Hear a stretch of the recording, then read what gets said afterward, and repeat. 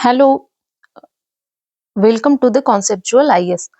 सो हम लोग पढ़ेंगे एनसीईआरटी कंपाइलेशन ऑफ केमिस्ट्री, है ना। जिसमें देखो, अगर आपको केमिस्ट्री की बेसिक्स नहीं आती तो आई विल ट्राई कि आपको अच्छे से आ जाए। सो कौन कौन से एरियाज हैं जो प्रीलिम्स में आपके पूछे जाते हैं। देखो, और एक चीज, अगर आप केमिस्ट्री अपना इम्पोर्ट केमिस्ट्री आप अपना मजबूत कर लेते हो ना, तो that will help in UPSC environment section also and all the exam, क्योंकि एनवायरनमेंट तो अब हर एग्जाम में पूछा जा रहा है ना।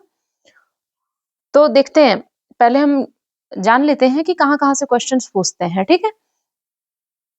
तो देखो, पहला एक क्वेश्चन ये आता है कि आपको एलिमेंट्स दे देंगे और आपको पता करना होगा कि कौन सी सॉलिड, लिक्विड एंड गैसेस की प्रॉपर्टीज हैं।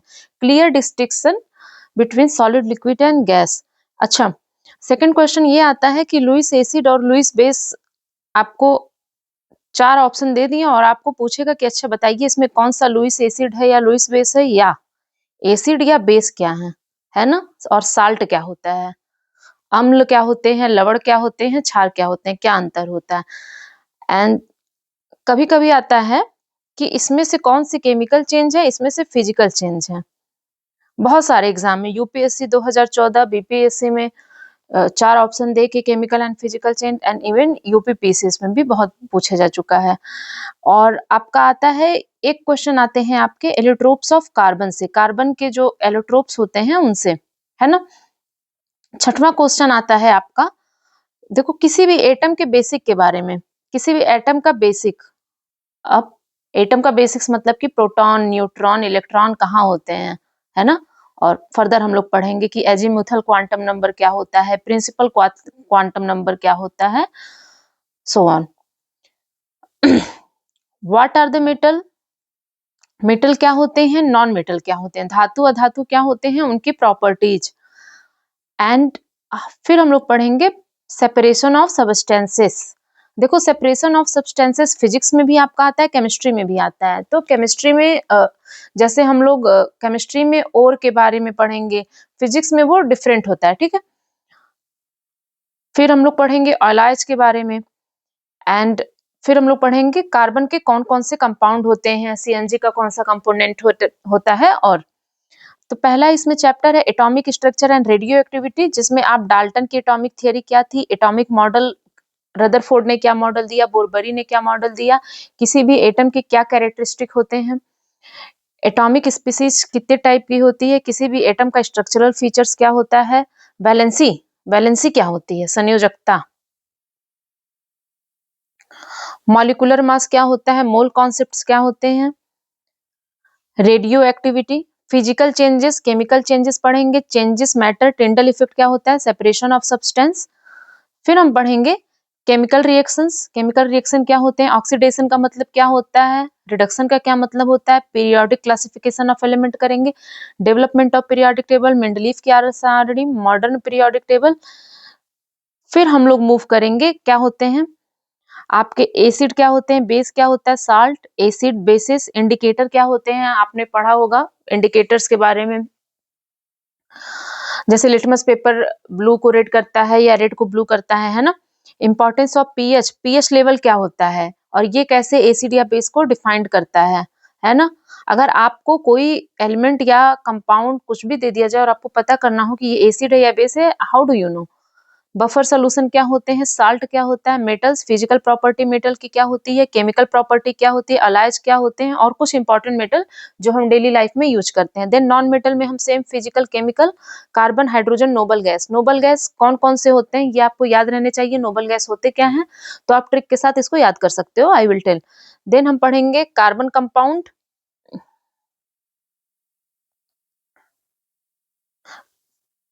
कार्बन कंपाउंड में पढ़ेंगे हम लोग petroleum, hydrocarbon, carboxylic acid, some other important organic compound, food preservative, carbohydrate, protein and the chemistry in everyday life, fibre, drug, soaps, dyes, glass. फिर आप पढ़ोगे cement, fertiliser, chemicals and environmental chemistry, environmental pollution, stratospheric pollution, water pollution, green chemistry and so on. Okay, यहाँ पे आपका खत्म हो जाएगा, देख लिया, सब हो गया। चलो देखते हैं, अब हम लोग बढ़ते हैं आगे, सॉरी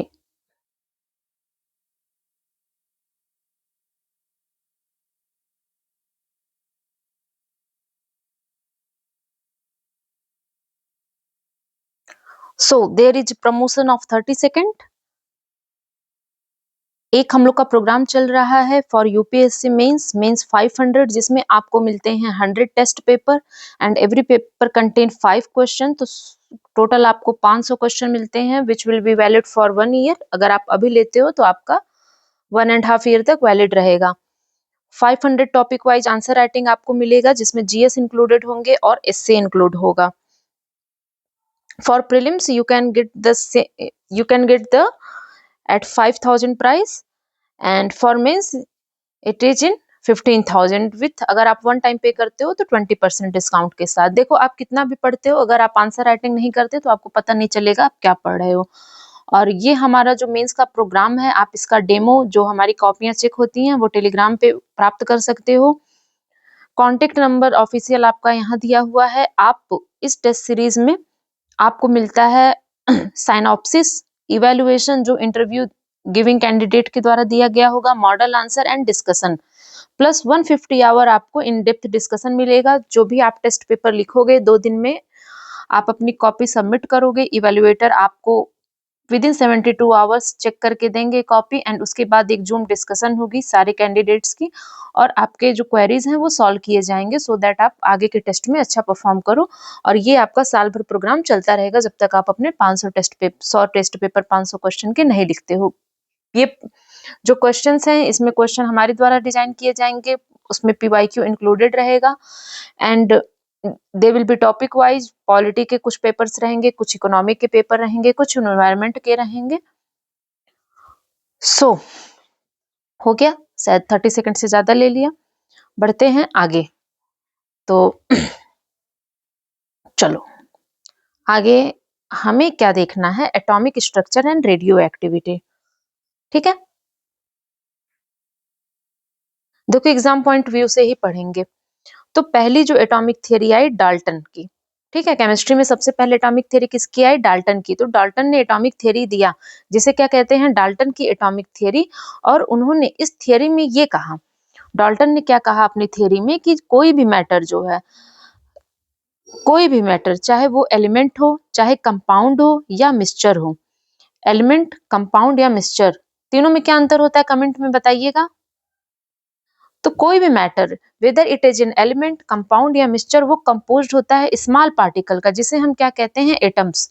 ठीक, पहला पॉइंट हमें ये याद रखना है। मेन पोस्टुलेट्स क्या हैं डाल्टन की एटॉमिक थ्योरी के, कि पहला तो इन्होंने कहा कि every matter is made up of very small particle called the atoms, जो अंडरगो करता है केमिकल रिएक्शन, कि हर एक मैटर छोटे छोटे पार्टिकल से बना हुआ है जिसे हम एटम परमाणु कहते हैं। मतलब हमारा हर एक तत्व जो है वो परमाणु से मिलकर बना हुआ है जो केमिकल रिएक्शन करता है।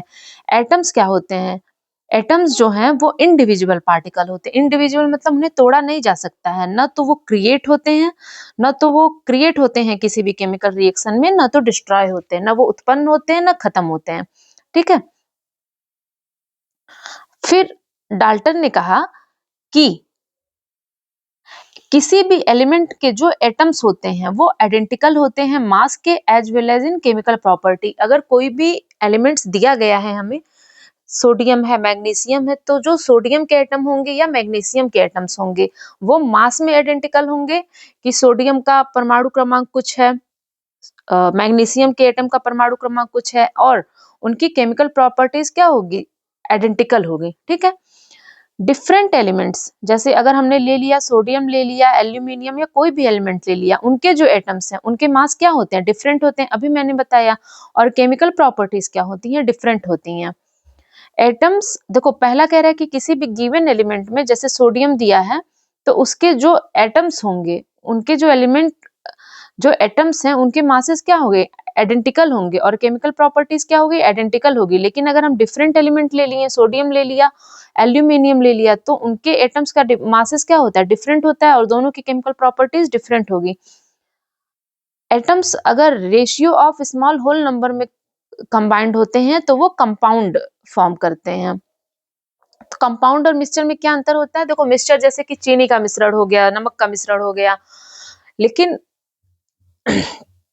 कंपाउंड्स में क्या होते हैं कि जो रिलेटिव नंबर्स और काइंड ऑफ एटम किस कंपाउंड में किस प्रकार का एटम रहेगा। जैसे हम कहते हैं NaCl, तो इसमें हमको पता है कि जो रिलेटिव नंबर है वो और किस प्रकार का एटम्स रहेगा, किसी भी कंपाउंड में कांस्टेंट होता है। तो नंबर ऑफ जो kind of and number atom होते हैं वो गिवन कंपाउंड में कांस्टेंट होते हैं।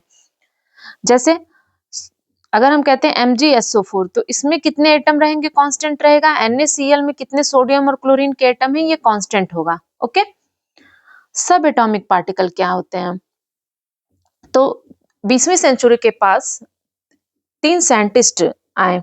क्या क्या नाम था उनका, Thomson, Rutherford, Niels Bohr, Chadwick.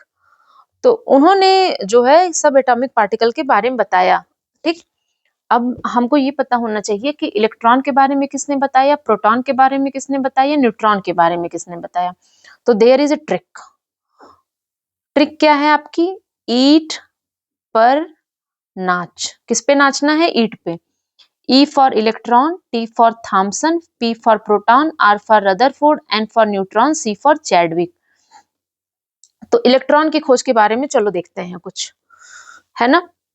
Electron की खोज हुई कैसे, तो देखो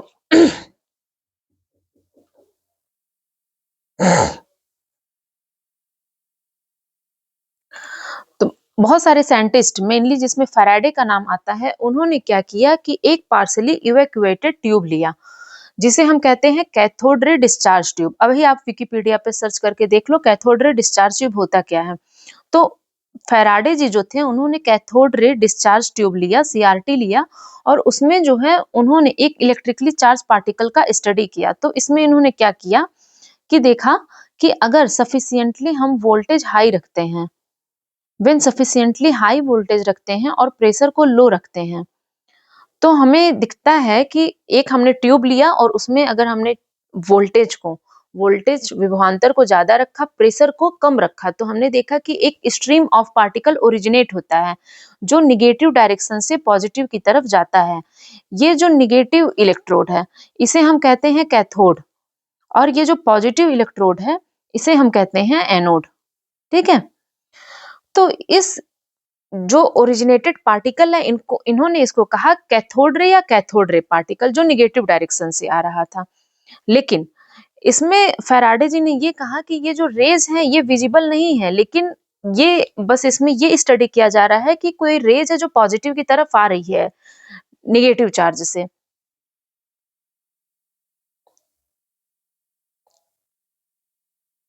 तो these rays themselves are not visible, लेकिन उनका बिहेवियर कैन बी ऑब्जर्व। अब बिहेवियर कैसे ऑब्जर्व किया गया, with the help of fluorescent और फास्फोरोसेंट मटेरियल्स। तो उसी कैथोड रे ट्यूब में जो निगेटिव चार्ज से, जिसे हमने कहा कैथोड रेज पॉजिटिव चार्ज की तरफ जा रही है रेज, तो उसमें अगर हम फास्फोरोसेंट मटेरियल हिट करते हैं तो यहाँ पे जो रेज जाती हैं वो ग्लो करती हैं। तो इसका बिहेवियर स्टडी किया गया। लेकिन अगर हम इलेक्ट्रिकल या मैग्नेटिक फील्ड एब्सेंस, अगर यहाँ पे कोई इलेक्ट्रिकल या मैग्नेटिक फील्ड नहीं होता है तो ये जो रेज है वो स्ट्रेट लाइन में चलती हैं। ठीक है, फास्फोरेसेंट मटेरियल डाल के देखा गया कि इनका बिहेवियर कुछ है। In the absence of electrical या मैग्नेटिक फील्ड में क्या है, ये जो रेज हैं वो सीधी रेखा में चल रही हैं। लेकिन जैसे ही हमने यहाँ किसी भी प्रकार का इलेक्ट्रिकल या मैग्नेटिक फील्ड अप्लाई किया, है ना, किसी भी प्रकार का विद्युत या चुंबकीय क्षेत्र अगर हमने अप्लाई किया, तो हमने देखा ये जो रेज हैं वो वैसे ही बिहेव कर रही हैं जैसे कोई भी निगेटिवली चार्ज पार्टिकल बिहेव करते हैं। तो अब ये देखा गया कि ये रेज वैसे ही बिहेव कर रही हैं जैसे निगेटिवली चार्ज पार्टिकल बिहेव करते हैं। निगेटिवली चार्ज पार्टिकल क्या है कि किसी भी मैग्नेटिक फील्ड या इलेक्ट्रिक फील्ड में चलना शुरू करते हैं। तो उन्होंने ये कहा कि अच्छा, इसका मतलब हमारी जो कैथोड रे ट्यूब है उसमें कुछ है जो क्या है, निगेटिवली चार्ज पार्टिकल है, and they were called as electrons. Okay, तो अगर आपसे कोई पूछे कि फैराडे जी का संबंध किससे है, कैथोड रे ट्यूब से, इलेक्ट्रॉन से है। जे थॉमसन ने फाइनली इसको आइडेंटिफाई किया कि इलेक्ट्रॉन जो है एक प्रकार का सब एटॉमिक पार्टिकल है। ओके, तो charge on electron, electron negative होता है तो उस पर चार्ज कैसा होगा, निगेटिव होगा। तो charge on electron is -1.60 into 10⁻⁻19। देखो ये ना कई बार एग्जाम में पूछा जा चुका है, इसको रट लो, है ना, इंपॉर्टेंट लिख दे रहे हैं। इलेक्ट्रॉन का मास कितना होता है ये भी पूछा जा चुका है, 9.11 इंटू 10⁻³ kg। अच्छा, आगे अगर इलेक्ट्रॉन की खोज किसने की थी? थॉमसन ने। ईट याद करना, तो ई फॉर इलेक्ट्रॉन, थॉमसन। किसी भी इलेक्ट्रॉन का मास ऑफ एन इलेक्ट्रॉन जो होता है, तो मास ऑफ एन इलेक्ट्रॉन जो होता है वो कंसीडर किया जाता है नेग्लिजिबल। अच्छा ये बताओ, ये देखो 10⁻³ kg जा रहा है, कितना छोटा होता होगा, है ना? और उसका charge -1। Okay,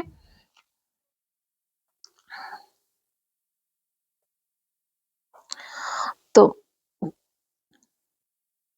charge to mass ratio is not important, इसमें चार्ज से मास का डिवीजन कर दिया। Which is independent of the nature of gas and electrode use. जो चार्ज टू मास रेशियो होता है किसी भी इलेक्ट्रॉन का, वो हमेशा कांस्टेंट होता है।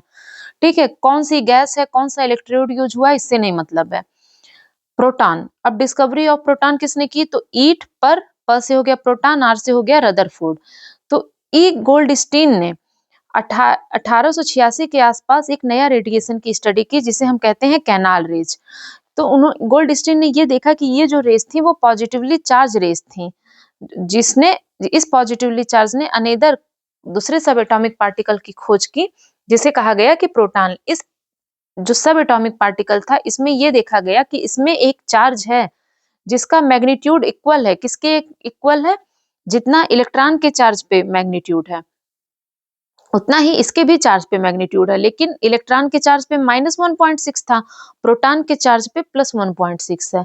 ये भी जो रेज हैं वो स्ट्रेट लाइन में चलती हैं, और जब कोई भी इलेक्ट्रिकल या मैग्नेटिक फील्ड डाला जाता है तो ये गेट डिफ्लेक्टेड। और प्रोटॉन का मास कितना होता है? 1.67 इंटू 10⁻⁻27 kg। और प्रोटॉन का नाम किसने दिया था? रदरफोर्ड ने। ठीक है, तो देखो इलेक्ट्रॉन का तो charge to mass ratio constant रहता है, लेकिन प्रोटॉन का charge to mass ratio constant नहीं होता है। देखो मैं एक चीज और बताना चाहूंगी आपको कि जैसे अगर हमने ये केमिस्ट्री की क्लासेस कर ली तो आप किसी भी एग्जाम में, यूपीएससी हो गया या स्टेट के किसी भी एग्जाम में, केमिस्ट्री के आए हुए क्वेश्चन करना, बेसिक्स के, बेसिक ही आते हैं, तो आप देखना आपसे क्वेश्चन हो रहे हैं कि नहीं। ओके, और आई विल ट्राई कि एक दिन में हम लोग जो भी अपकमिंग एग्जाम्स आ रहे हैं इसके बाद, चाहे वो यूपीएससी का हो चाहे कोई भी एग्जाम आ रहा हो, तो हम उसके क्वेश्चन देखेंगे। ठीक, अब न्यूट्रॉन की खोज आ गई, तो ईट पर नाच। न्यूट्रॉन की खोज किसने की? चैडविक ने की। न्यूट्रॉन नाच रहा है।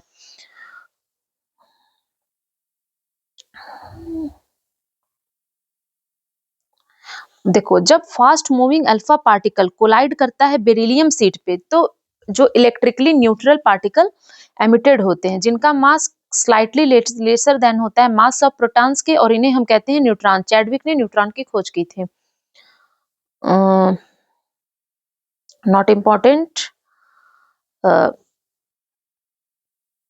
Characteristic of temporary fundamental particles present in an atom. तो देखो पॉजिट्रॉन होता है पार्टिकल जिसे हम ऐसे रिप्रेजेंट करते हैं, न्यूट्रॉन्स होता है, antiproton, photon, graviton, positively charge, negatively charge meson, positively charge meson, negatively charge meson, neutron.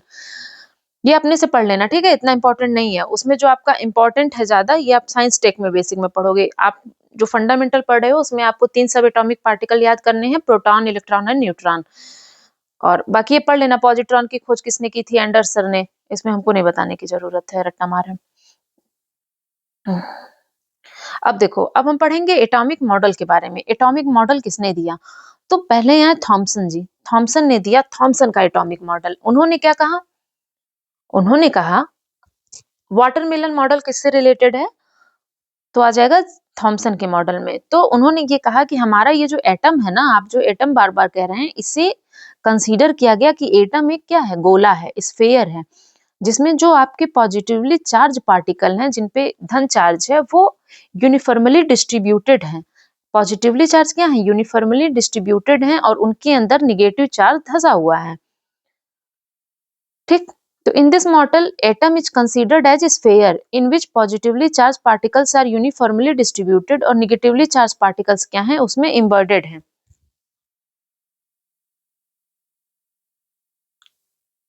लेकिन थॉमसन मॉडल का लिमिटेशन क्या था?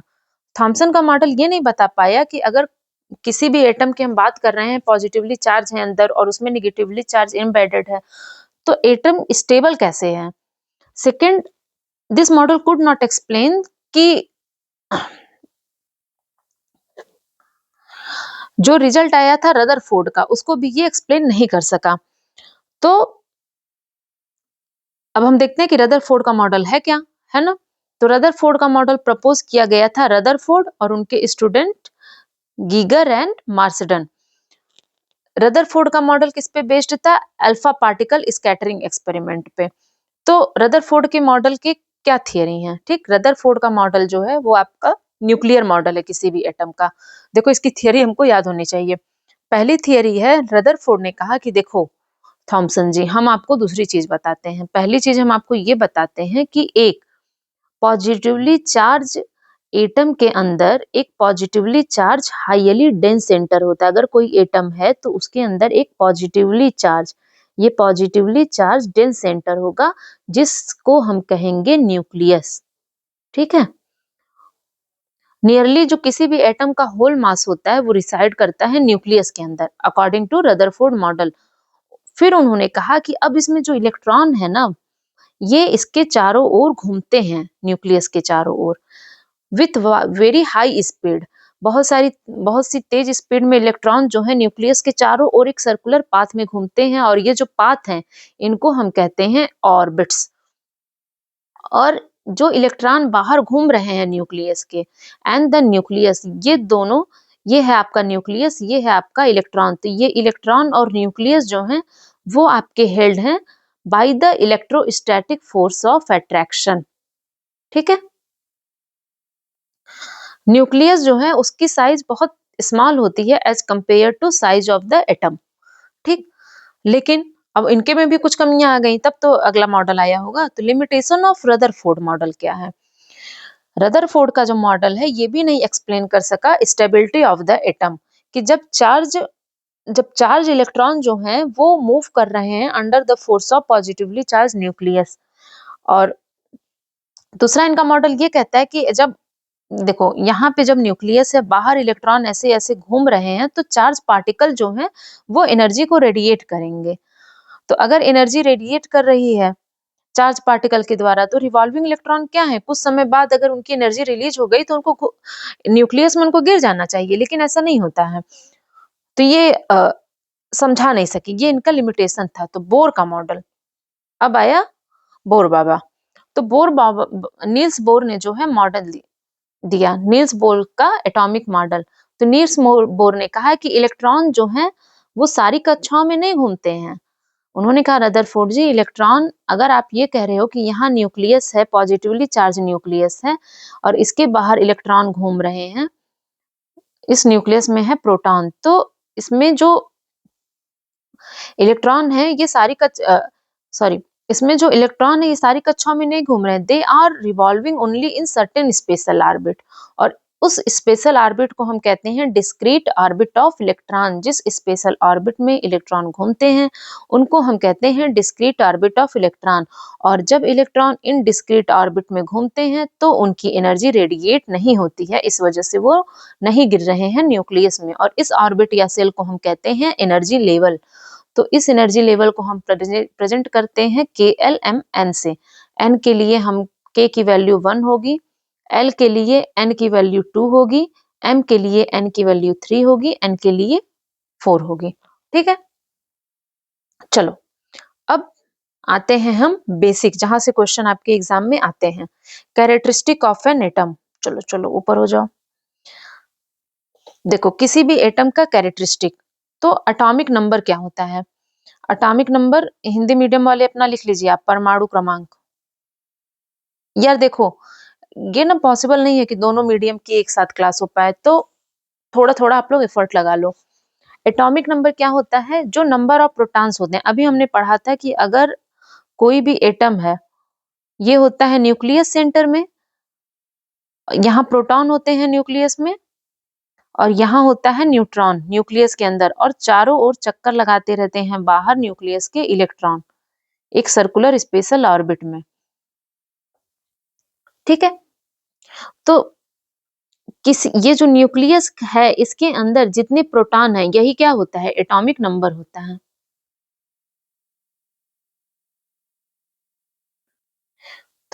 Atomic number defined as number of protons present in the nucleus of an atom. तो atomic number क्या होगा कि किसी भी एटम के न्यूक्लियस में जितने प्रोटॉन है वो एटॉमिक नंबर होंगे। एटॉमिक नंबर को रिप्रेजेंट किया जाएगा जेड से। और देखो जितने प्रोटॉन कोई एटम है, जितने प्रोटॉन उसके न्यूक्लियस के अंदर होंगे उतने ही इलेक्ट्रॉन बाहर रहेंगे, ताकि किसी भी एटम की इलेक्ट्रिकल न्यूट्रलिटी बनी रहे। इसीलिए अगर कोई एटम, जैसे हमने ले लिया सोडियम का एटम, तो उसमें जितने प्रोटॉन है उतने ही इलेक्ट्रॉन होंगे। लेकिन सोडियम ने अगर चार्ज गवा दिया, मान लो सोडियम का जो एटॉमिक नंबर है वो होता है 11, लेकिन सोडियम ने मान लो एक इलेक्ट्रॉन निकाल दिए, तो इसका एटॉमिक नंबर तो 11 ही रहेगा, लेकिन इसके पास इलेक्ट्रॉन कितने हो जाएंगे, इसने एक निकाल दिए तो 10 हो जाएंगे। लेकिन अगर ये न्यूट्रल स्टेट में है, सोडियम ही है, यहाँ पे सोडियम प्लस हो गया, उसने एक इलेक्ट्रॉन निकाला, लेकिन अगर यहाँ सोडियम ही है तो जितने प्रोटॉन होंगे उतने ही इलेक्ट्रॉन होंगे। इस पे देखो कोई चार्ज नहीं है तो इलेक्ट्रिकल न्यूट्रल है, तो जितने प्रोटॉन होंगे उतने ही इलेक्ट्रॉन होंगे, और इसको हम कहेंगे एटॉमिक नंबर। ठीक है, आई होप आपको समझ में आ रहा है, और नहीं आ रहा है तो आप कमेंट के माध्यम से पूछ सकते हैं। नाउ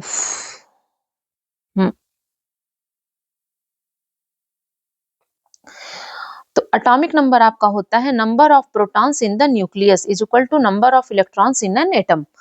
अच्छा, अब मास नंबर क्या होता है? देखो हमने देखा रदरफोर्ड के मॉडल में हमने देखा, उन्होंने ऐसे बताया था ना कि इधर हो गया न्यूक्लियस आपका एटम के सेंटर में, इधर होते हैं प्रोटॉन, यहाँ होता है न्यूट्रॉन, और बाहर इलेक्ट्रॉन चक्कर लगाते रहते हैं। ठीक है,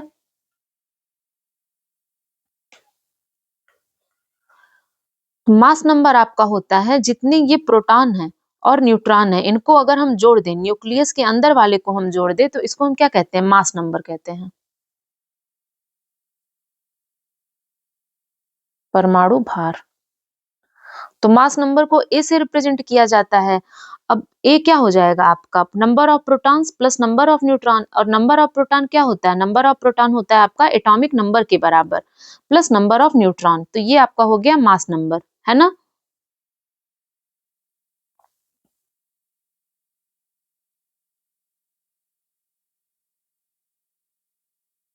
ठीक, अब देखो कोई भी एलिमेंट लिखा है, जैसे नाइट्रोजन ये लिखा है 7n14, आप कैसे जानोगे कि इसमें कौन सा मास नंबर लिखा हुआ है और कौन सा एटॉमिक नंबर लिखा हुआ है? तो देखो आ, किसी भी एटम में जो मास नंबर होता है वो ऊपर रहता है, ये जो मास नंबर है ये ऊपर रहता है। तो नाइट्रोजन में 7n14 लिखा है, तो इसमें जो मास नंबर क्या है? 14 है, और एटॉमिक नंबर नीचे है। ठीक है, देखो AXZ ऐसे लिखा जाता है, ऊपर वाला आपका होता है मास नंबर, नीचे वाला होता है आपका एटॉमिक नंबर। तो A आपका हो गया 14, और आपका ये Z कितना हो गया? 7 हो गया। अब हम पढ़ेंगे एटॉमिक स्पीसीज के बारे में। आपने काफी एग्जाम में क्वेश्चन देखा होगा, या आप जब रेडियो एक्टिविटी पढ़ते हो तो हम हाइड्रोजन के समस्थानिक पढ़ते हैं, आइसोटोप ऑफ हाइड्रोजन पढ़ते हैं, एंड आइसोटोप ऑफ यूरेनियम हम पढ़ते हैं न्यूक्लियर एक्टिविटी में। तो अगर हमको ये पता होगा कि आइसोटोप होते क्या हैं तो इजी हो जाएगा समझना। देखते हैं,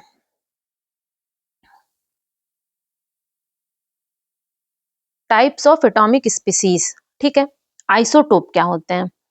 देखो एकदम इत्मीनान से ना आप छोटा छोटा लिखते जाओ, है ना, पूरा नहीं कहानी लिखने की जरूरत है, आपको अच्छे समझ में आएगा। समस्थानिक, ठीक है, आइसोटोप क्या होते हैं? तो देखो सेम एलिमेंट, जैसे हम सेम एलिमेंट मान लो हमने ले लिया सोडियम, सोडियम जिसमें एटॉमिक नंबर जिनका सेम हो।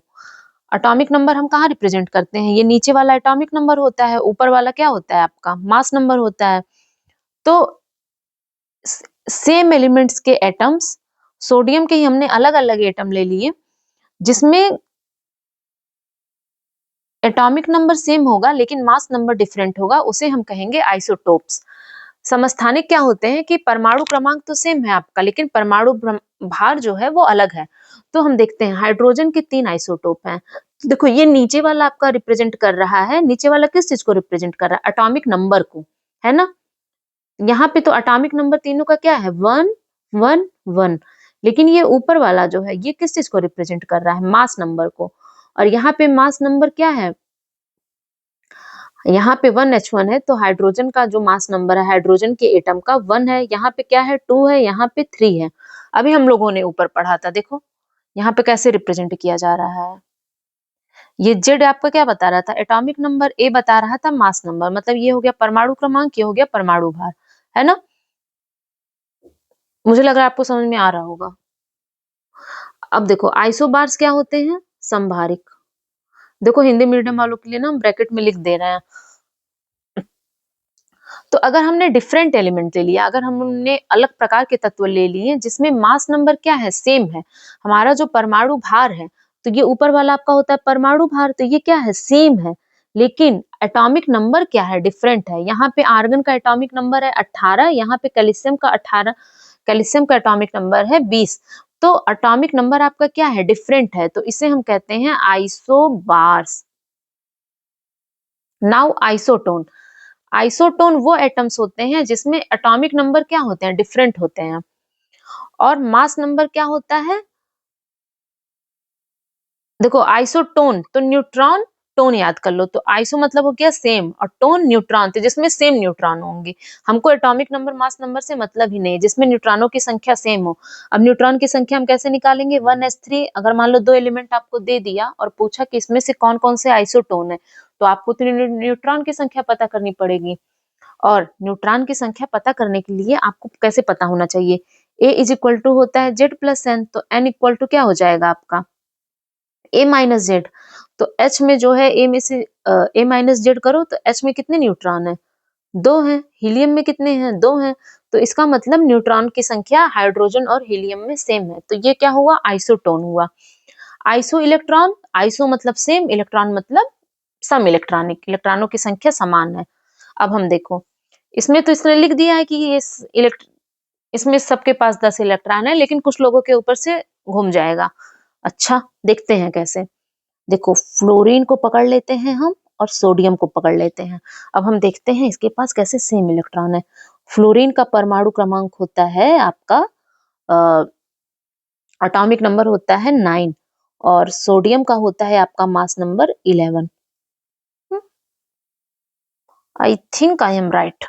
एफ पे लगा है माइनस चार्ज। जब माइनस चार्ज लगा है किसी चीज पे ना, उसका मतलब है इलेक्ट्रॉन रिप्रेजेंट माइनस चार्ज, और अगर किसी चीज पे माइनस चार्ज लगा है उसका मतलब है उसके पास आए इलेक्ट्रॉन। तो एफ तो पहले था 9, लेकिन उस पे उसके ऊपर लग गया एक माइनस चार्ज, इसका मतलब ये एक इलेक्ट्रॉन ले लिया है। तो इसका मतलब 9 इलेक्ट्रॉन पहले थे, अब इसने एक इलेक्ट्रॉन ले लिया है। ये 9 कैसे आया? एफ का जो आपका एटॉमिक नंबर है वो होता है 9। तो अब 9 और उसने एक इलेक्ट्रॉन लिया 10, तो एफ माइनस के पास हो गए 10 इलेक्ट्रॉन। सोडियम के पास थे 11 और सोडियम ने एक निकाला, प्लस से एक इलेक्ट्रॉन निकाला। प्लस का मतलब क्या होगा? देखो माइनस मतलब कि उसके पास इलेक्ट्रॉन ज्यादा हो गए, लेकिन प्लस प्लस का मतलब उसने इलेक्ट्रॉन निकाला, इसलिए उसके ऊपर पॉजिटिव चार्ज है। तो सोडियम का होता है आपका एटॉमिक नंबर होता है आपका सोडियम का 11, और उसने एक इलेक्ट्रॉन निकाला तो 10। तो मतलब एफ माइनस और एन ए प्लस दोनों के पास कितने इलेक्ट्रॉन है? 10 इलेक्ट्रॉन है। तो ये क्या हो गया? Iso electronic. ओके।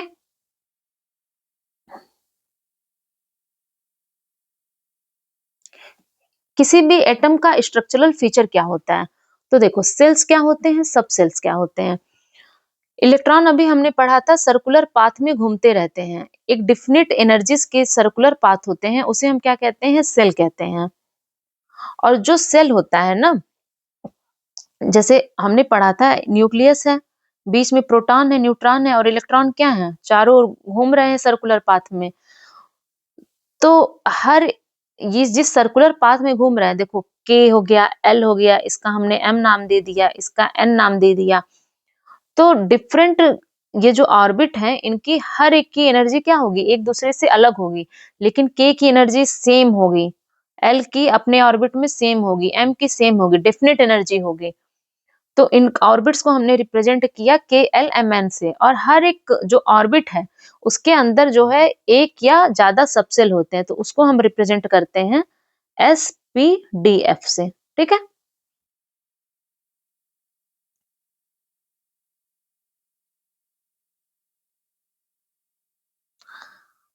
अब हम पढ़ेंगे ऑर्बिटल। ये नीट वगैरह के लिए इंपॉर्टेंट है, उतना आपके लिए नहीं इंपॉर्टेंट है, ठीक है। तो ऑर्बिटल्स क्या होते हैं? ऑर्बिटल अगर एग्जाम में पूछ जे तो अगर एग्जाम में ऑर्बिटल पूछ दे तो क्या होते हैं? किसी भी स्पेस में ऑर्बिटल वो रीजन होता है, न्यूक्लियस के अराउंड ऑर्बिटल वो रीजन होता है जहां पे किसी भी इलेक्ट्रॉन के पाए जाने की प्रोबेबिलिटी मैक्सिमम होती है। अब इलेक्ट्रॉन जो हैं वो डिफरेंट ऑर्बिट में कैसे भरे जाते हैं, ये डिफाइंड होता है बाय बोरबरी मॉडल। बोरबरी, अगर बोरबरी आ गया कि बोरबरी का मॉडल किस चीज से रिलेटेड है, तो वो रिलेटेड है कि इलेक्ट्रॉन जो है, अगर न्यूक्लियस के अंदर प्रोटॉन और न्यूट्रॉन है, उसके बाहर इलेक्ट्रॉन चक्कर लगा रहे हैं, तो इलेक्ट्रॉन कैसे भरे जाएंगे? By Bohr Bury model. तो किसी भी सेल में, सेल के एल से रिप्रेजेंट हो रहा था, तो किसी भी ऑर्बिट या सेल में जो नंबर ऑफ इलेक्ट्रॉन्स हैं वो रिप्रेजेंट किए जाते हैं बाय द फॉर्मूला 2n²। तो देखो, अब हम देखेंगे के सेल में फर्स्ट ऑर्बिट या के सेल में कितने इलेक्ट्रॉन हो सकते हैं, तो 2n²। के के लिए n की वैल्यू होती है 1, तो 2 इंटू 1² 2। सेकेंड ऑर्बिट या एल सेल में मैक्सिमम कितने इलेक्ट्रॉन हो सकते हैं? 2n²। और एल के लिए n होता है 2 का स्क्वायर 4 8। एम के लिए होते हैं, एम के लिए n की वैल्यू होती है 3, तो 2 इंटू 3 का स्क्वायर 18। एन के लिए होती है 4, तो 4 का स्क्वायर 16। एन के लिए स्मॉल एन की वैल्यू, स्मॉल एन की वैल्यू देखो, के एल एम एन है, यहाँ जो एन है, के के लिए एन की वैल्यू 1 होगी, एल के लिए 2 होगी, एम के लिए 3 होगी, एन के लिए 4 होगी। ये इसी से निकल रहा है, ठीक है। फिर ये कह रहा है कि नंबर ऑफ इलेक्ट्रॉन, किसी भी एटम का जो आउटर मोस्ट ऑर्बिट है, जो सबसे बाहर वाला ऑर्बिट है, उसमें जो मैक्सिमम इलेक्ट्रॉन हो सकते हैं वो 8 हो सकते हैं। और इसी 8, अगर हमको ये समझ में आ गया कि किसी भी एटम में के आउटर मोस्ट ऑर्बिट में मैक्सिमम नंबर ऑफ इलेक्ट्रॉन 8 रह सकते हैं, तो हमको वैलेंसी समझ में आ जाएगी। फिर बोरबरी के मॉडल में ये था कि electrons are not accommodated in a given shell unless the inner shell are filled. तो ऐसे ही के सेल में 2 इलेक्ट्रॉन, एल में 8 इलेक्ट्रॉन, एम में 18 और एन में 32 ऐसे इलेक्ट्रॉन रहने चाहिए। जो इसमें आउटर मोस्ट इलेक्ट्रॉन होगा, जो सबसे लास्ट वाला इलेक्ट्रॉन होगा, उसमें कितने, ये देखो मैक्सिमम नंबर ऑफ इलेक्ट्रॉन है, ठीक है। तो जो क्या कह रहा है कि इलेक्ट्रॉन जो है गिवन सेल में अकोमोडेटेड तब तक नहीं होंगे जब तक उसके इनर सेल को न भर लिया जाए। इनर सेल भरे होने चाहिए, ठीक।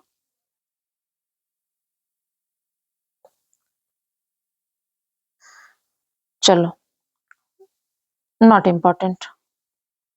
वैलेंसी क्या होता है देख लो, आपको यार समझना है तो, फिर नहीं तो आपको लगेगा कि समझा नहीं रहा। NLX टाइप स्कीम क्या है? इसको लिखा गया है 2 8 8 18 32, ठीक। जैसे NLX की पावर n, जहां पे n इंडिकेट करता है, ये जो n है ये प्रिंसिपल क्वांटम नंबर होता है, l इंडिकेट करता है एजीमुथल क्वांटम नंबर को, और x जो है वो रिप्रेजेंट करता है नंबर ऑफ इलेक्ट्रॉन को। जैसे 2s² लिखा है, इसका मतलब ये है कि ये लिखा है nl के पावर x। इसका मतलब ये है कि n जो है क्या है, 2 इलेक्ट्रॉन, मतलब s सबसेल में कितने इलेक्ट्रॉन है, 2 इलेक्ट्रॉन है, और उसकी पावर x, x किस चीज को रिप्रेजेंट कर रहा है, नंबर ऑफ इलेक्ट्रॉन को। तो कितने इलेक्ट्रॉन है आपके, 2 इलेक्ट्रॉन है, ठीक। देखो 2s², तो ये है आपका n l के पावर x। n किस चीज को आपको रिप्रेजेंट करता है, प्रिंसिपल क्वांटम नंबर को। तो n है 2, l है आपका s, उसकी पावर x है 2, ठीक। तो x आपका रिप्रेजेंट करता है नंबर ऑफ इलेक्ट्रॉन को, तो यहाँ पे 2s² में नंबर ऑफ इलेक्ट्रॉन कितने हैं, 2 हैं। n रिप्रेजेंट कर रहा है आपका प्रिंसिपल क्वांटम नंबर को, तो n आया यहाँ पे 2, प्रिंसिपल क्वांटम नंबर है 2। और ये s आपका रिप्रेजेंट कर रहा है किस चीज को, s तो आपको पता ही होगा। s देखो, ये l बराबर हो गया आपका s, ठीक है, एजीमुथल क्वांटम नंबर को। अब हम पढ़ेंगे वैलेंसी क्या होती है। किसी भी वैलेंसी में एक एग्जांपल सोडियम की, देखो सोडियम का हम इलेक्ट्रॉनिक कॉन्फ़िगरेशन करेंगे। कैसे होता है इलेक्ट्रॉनिक कॉन्फ़िगरेशन? उतना एग्जाम में आता नहीं है ना यार, ये 9th-10th में आता है, फिर भी मैं बता दे रही हूँ। जैसे सोडियम का परमाणु क्रमांक आपका है एटॉमिक नंबर 11, तो पहले देखो 2n स्क्वायर रूल से हम भरेंगे K-L-M-N में कैसे इलेक्ट्रॉन भरे रहने चाहिए। तो K के लिए n की वैल्यू क्या होगी? 1 होगी। 2 इंटू 1 कितना हो जाएगा? मैक्सिमम अगर हम इलेक्ट्रॉन भरेंगे तो K वाले में कितने इलेक्ट्रॉन आएंगे? 2 आएंगे।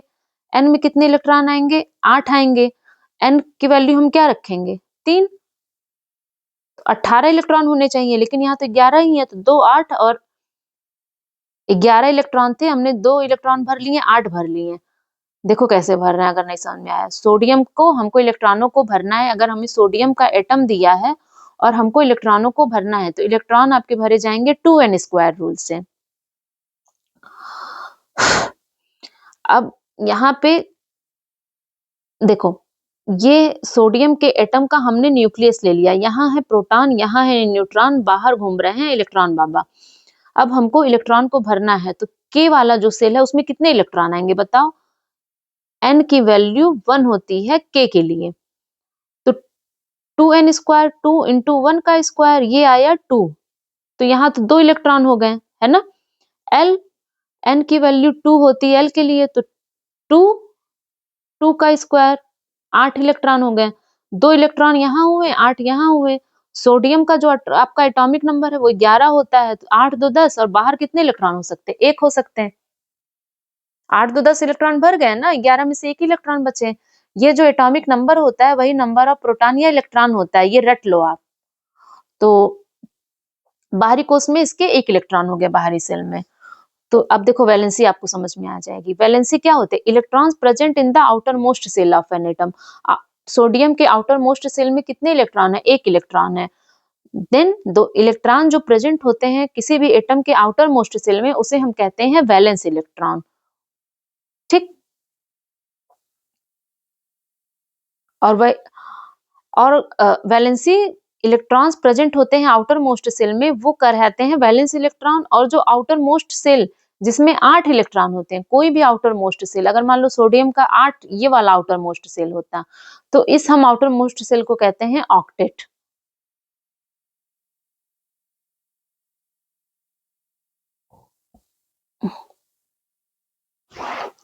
अब देखो, फिर ये कह रहा है, जैसे सोडियम का हमने देखा था बाहरी कोश में 1 इलेक्ट्रॉन है, ये कह रहा है नंबर ऑफ इलेक्ट्रॉन्स लास्ट और गेन्ड और शेयर्ड बाय एन एटम।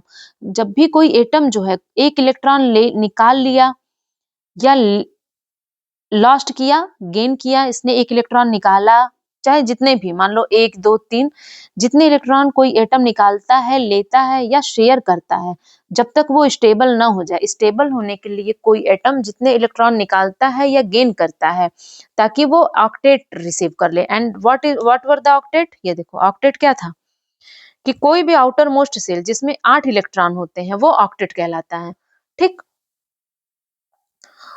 तो जो कोई number of electrons lost or gained और शेयर्ड बाय एन एटम, कि वो 8 इलेक्ट्रॉन अगर अपने आउटर मोस्ट सेल में वो 8 इलेक्ट्रॉन ले लेगा तो वो स्टेबल हो जाएगा। तो सोडियम देखो, इसके बाहरी कोश में 1 इलेक्ट्रॉन है, लेकिन इसको अपने बाहरी कोश में 8 इलेक्ट्रॉन रखना है टू बिकम स्टेबल। ठीक। स्टेबल होने के लिए उसके बाहरी कोश में 8 इलेक्ट्रॉन होने चाहिए। तो इसका तो मान लो ये वाला K है, ये L है, ये M है, तो यहाँ पे तो 1 इलेक्ट्रॉन है, लेकिन उसको बाहरी कोश में 8 इलेक्ट्रॉन चाहिए, तो वो इसको बना सकता है 8, है ना। यहाँ पे इसको 8 इलेक्ट्रॉन ये बना सकता है।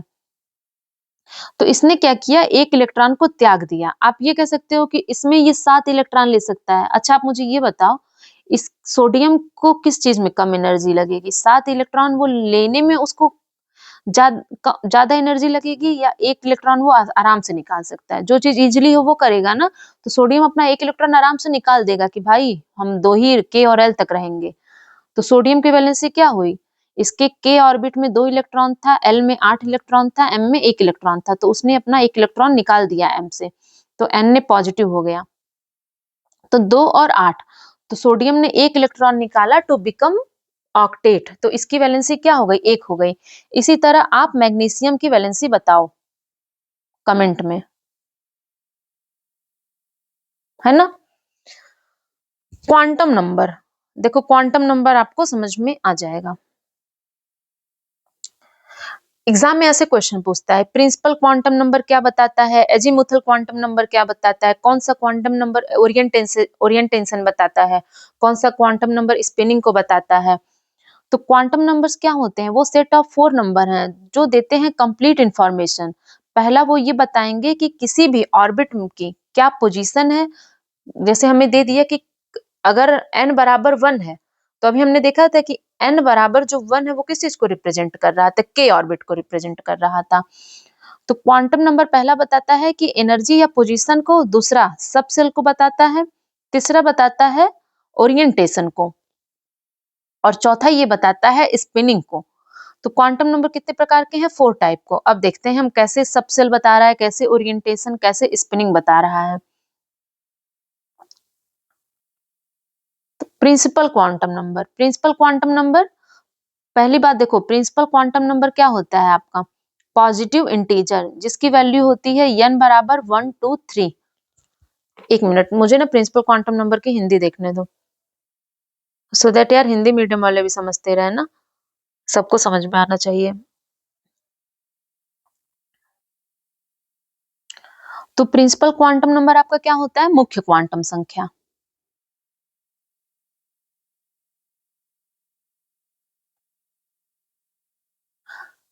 तो मुख्य क्वांटम संख्या आपकी जो प्रिंसिपल क्वांटम नंबर है वो शुरू होती है n बराबर 1 2 3 से, और ये आइडेंटिफाई करती है सेल या orbit number of an electron. जैसे जैसे k के लिए अभी हमने देखा था n की वैल्यू क्या थी, 1 थी, l के लिए n की वैल्यू 2 थी, m के लिए 3 थी, n के लिए थी स्मॉल n की वैल्यू 4 थी। तो प्रिंसिपल क्वांटम नंबर अगर आपको ये दे दिया है k इज इक्वल टू 1, तो इलेक्ट्रॉन कहाँ है, k वाले में है। n इज इक्वल टू 2 दिया है तो हमें बता रहा है ये कैपिटल L की वैल्यू, और small n is equal to 3 दिया है तो ये कैपिटल M की वैल्यू दिखा रहा है।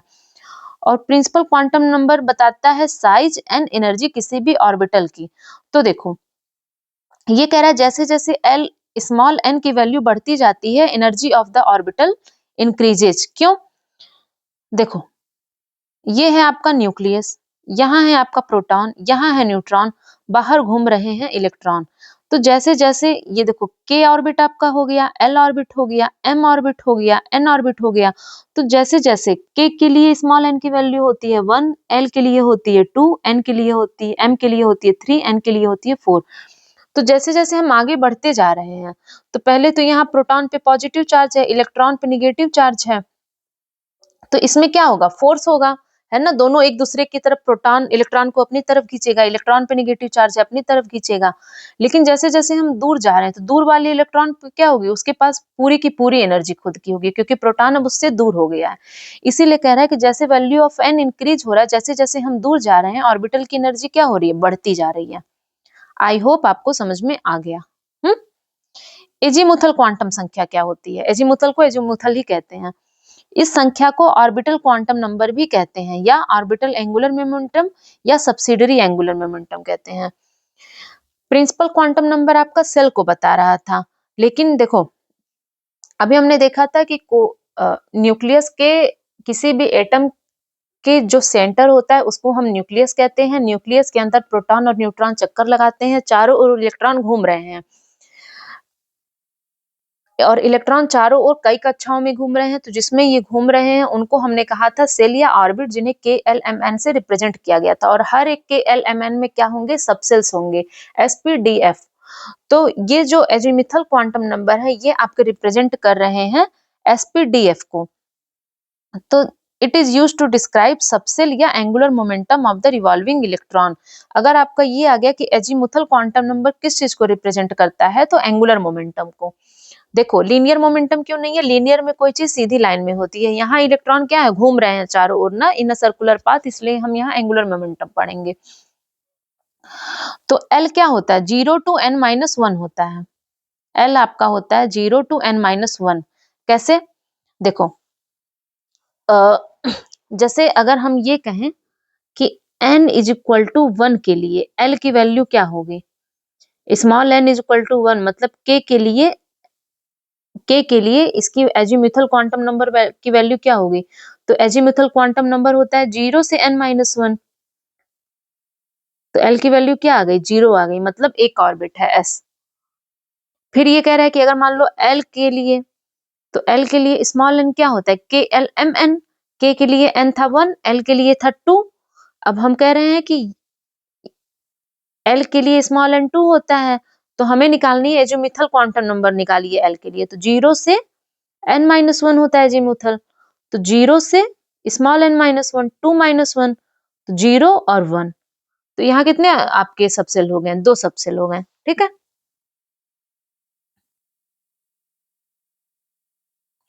अब magnetic orbital number, magnetic orbital quantum number क्या होता है, चुंबकीय ऑर्बिटल क्वांटम संख्या के बारे में। ये जो है ये बताता है ओरिएंटेशन ऑफ द ऑर्बिटल की, कैसे कि इसमें इलेक्ट्रॉन घूम कैसे रहे हैं। तो मैग्नेटिक जो ऑर्बिटल क्वांटम नंबर है वो ओरिएंटेशन ऑफ द ऑर्बिटल बताता है। कैसे देखते हैं, तो इसकी वैल्यू क्या होती है, -L, 0, +L। टोटल कितने ऑर्बिटल्स, तो देखो जैसे अगर हमको मान लो m निकालना है, m हमें निकालना है, यहाँ पे L की वैल्यू कितनी आई थी, 0 और 1 आई थी, ठीक। तो L की वैल्यू हमें निकालनी है, तो -1, 0, +1, ये होती है -L, 0, +L, ठीक है। घटते जाएगा धीरे धीरे। देखो यार ये सब ना इतना इंपॉर्टेंट नहीं है, ठीक है, इतना इतना डीप में नहीं आता है, ये सब नीट वगैरह में आता है। लेकिन फिर भी अगर बेसिक्स की, मैग्नेटिक ऑर्बिटल क्वांटम नंबर क्या है, प्रिंसिपल क्वांटम नंबर क्या है, प्रिंसिपल आपका रिप्रेजेंट कर रहा है सेल्स को, एजीमुथल आपका रिप्रेजेंट कर रहा है सब सेल को, मैग्नेटिक आपका जो क्वांटम नंबर है वो रिप्रेजेंट कर रहा है ओरिएंटेशन को। जैसे ये +1 है तो ओरिएंटेशन किधर है, -1 है तो ओरिएंटेशन किधर है। और टोटल वैल्यूज ऑफ अगर आपका मैग्नेटिक क्वांटम नंबर पूछ लिया, तो जैसे मान लो आपको L की वैल्यू दे दी है और मैग्नेटिक क्वांटम नंबर की वैल्यू पूछ रही है, तो वो होती है 2L + 1, M की इतनी वैल्यू आएगी, 2L + 1। मान लो हमें निकालना है L बराबर 1 के लिए मैग्नेटिक क्वांटम नंबर का मान, तो L बराबर 1 लिखो, 2 × 1 + 1, तो कितना आया, 3 आया। अच्छा अब हम निकाल के देख लेते हैं मैग्नेटिक क्वांटम नंबर कि m की कितनी वैल्यू आएगी, 3 आएगी। तो m की जो है आप वैल्यू -L, 0, +L होती है, निकाल के देख लो, -3, 0, +3।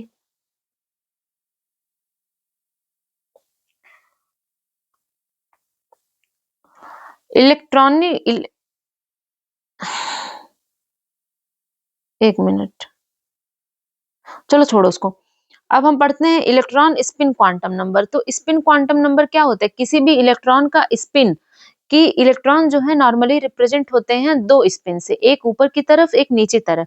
किसी भी इलेक्ट्रॉन के लिए 2 स्पिन पॉसिबल होते हैं। तो ये किसी ऑर्बिटल में इलेक्ट्रॉन के स्पिन को बताता है इलेक्ट्रॉनिक स्पिन क्वांटम नंबर। एक तो इलेक्ट्रॉन का स्पिन क्लॉकवाइज होता है और एक क्या होता है, एंटी क्लॉकवाइज होता है, ठीक। देखो अफबाउ का प्रिंसिपल,